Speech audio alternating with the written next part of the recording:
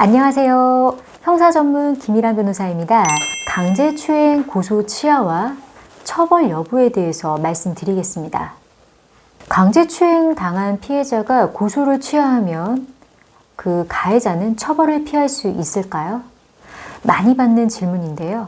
오늘 이 영상을 통해서 정확하게 정리해 드리겠습니다.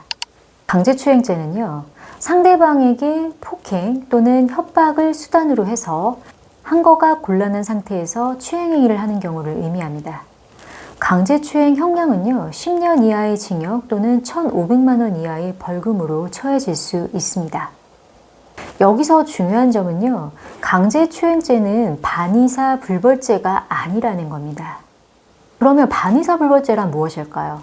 반의사 불벌죄는요, 피해자가 원하지 않으면 처벌할 수 없는 범죄를 말합니다. 예를 들어서 이제 단순한 폭행 같은 경우 피해자가 처벌 불원 의사를 표시하면요, 수사 단계에서 사건이 종결될 수 있습니다. 하지만 강제추행죄는 다릅니다. 피해자가 고소를 취하하더라도요, 수사와 재판은 계속 진행될 수 있죠. 즉, 피해자의 의사와 상관없이도 국가가 처벌을 할 수 있다는 의미입니다. 그렇다면 고소 취하가 전혀 의미가 없을까요? 그렇진 않습니다. 피해자가 진술을 번복하거나 또는 수사에 협조하지 않는다면 증거가 부족해져서 혐의 없음으로 끝날 가능성이 있습니다. 반면 다른 객관적인 증거가 존재하는 경우죠. 예를 들어서 CCTV, 목격자 진술, 디지털 포렌식 자료 등 다른 증거가 있다면요, 피해자가 고소를 취하하더라도요, 검찰은 충분히 기소할 수가 있습니다. 결국 고소 취하만으로는 처벌을 완전히 막을 수는 없고요, 증거 상황이 훨씬 더 중요한 요소가 됩니다.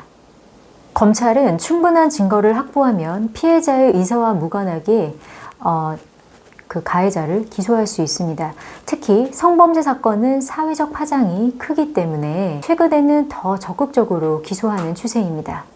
그렇다면 합의는 어떤 의미가 있을까요? 피해자와 합의를 하면요, 양형, 즉 형량에서 상당히 유리하게 작용을 합니다. 실제로 재판부는 피고인이 피해자와 원만히 합의를 하였는지 여부를 매우 중요하게 평가하고 있습니다. 다만 합의가 됐다고 해서 무조건 처벌이 면제되는 것은 아닙니다. 네, 그래서 정리를 해보자면 강제추행죄는 반의사 불벌죄가 아니기 때문에 피해자의 고소 취하만으로 사건이 무조건 종결되지는 않습니다. 하지만 피해자의 진술 철회와 또 수사에서의 협조 여부는 수사, 기소에 큰 영향을 미칠 수 있고요.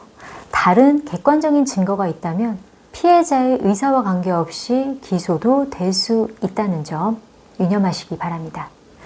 하지만 합의는 양형에 긍정적으로 작용을 하는데요. 따라서 초기 경찰 조사부터요, 변호인의 조력을 받아서 법적 대응 방향을 신중히 정하는 것이 무엇보다 중요합니다. 오늘은 강제추행 고소 취하와 처벌 여부에 대해서 알아보았습니다. 이런 성범죄 사건에 연루되셨다면요, 혼자 고민하시기보다는 전문 변호사의 도움을 받아 초기 대응부터 철저히 준비하시길 바랍니다. 저는 앞으로도 형사사건과 관련된 중요한 법률 정보를 쉽게 전달 드리겠습니다. 오늘의 영상이 도움이 되셨다면 구독과 좋아요 부탁드립니다. 감사합니다.